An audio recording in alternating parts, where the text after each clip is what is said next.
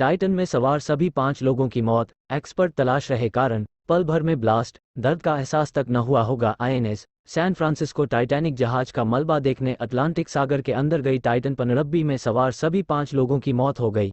अमेरिकी coast guard ने कहा, ऐसा लगता है कि पनडुब्बी समुद्र की गहराई में विनाशकारी विस्फोट का शिकार हो गई। अधिकारी इस घटना के कारणों का पता लगाने की कोशिश कर रहे हैं। पनडुब्बी के एक्सपर्ट्स के मुताबिक यह इतनी तेजी से फटी होगी कि उसमें सवार लोगों को इसका अंदाजा भी नहीं लग पाया होगा। इस पर उतना दबाव पड़ा होगा जितना एफिल टावर का वजन है। एक्सपर्ट ओफर केटर ने न्यूयॉर्क पोस्ट को बताया कि अगर कोई चीज़ जहाज के सबसे नीचे का जोड़ वाला हिस्सा को तोड़ती है जिससे दबाव में कमी आती है, तो ब्लास्ट 1 नैनोसेकंड नहीं तो कम से 1 मिलीसेकंड के भीतर होगा। इसमें सवार लोगों का दिमाग उनके शरीर को यह मैसेज भी नहीं भेज पाया होगी कि दर्द हो रहा है। उनका कहना है कि जब पनडुब्बी का संपर्क टे तब तक वह समुद्र तल से केवल 10,000 फीट कुछ ही कम नीचे रही होगी। ओशन गेट पनडुब्बी समुद्र की गहराई में जबरदस्त विस्फोट का शिकार हो गई।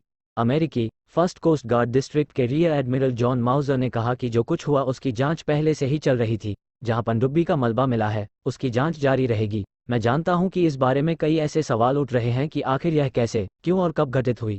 इन्हें माइक्रोस्कोप से गुजारा जाएगा। ये लोग थे सवार स्टॉकटन रश ने समुद्री खोजों के लिए सबमरीन की सेवा देने के लिहाज से 2009 में ओशन गेट इंक कंपनी बनाई थी। रशी टाइटन पनडुब्बी के पायलट थे।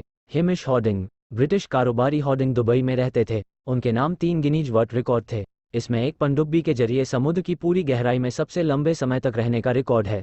हॉर्डिंग ने नामीबिया से भारत तक चीते भेजने में मदद की थी। शहजादा और सुलेमान दाऊद शहजादा और उनके बेटे सुलेमान पाकिस्तान के एक मुख्य आमिर परिवार से नाता रखते थे। सुलेमान दाऊद की आंटी अजमेश दाऊद ने खुलासा किया है कि 19 साल के सुलेमान का टाइटैनिक देखने जाने का मन नहीं था, लेकिन पिता की इच्छा पर उन्हें खुश करने के लिए जाना पड़ा। सुलेमान इस यात्रा को लेकर डरा हुआ था। नौसेना के पूर्व अधिकारी थे।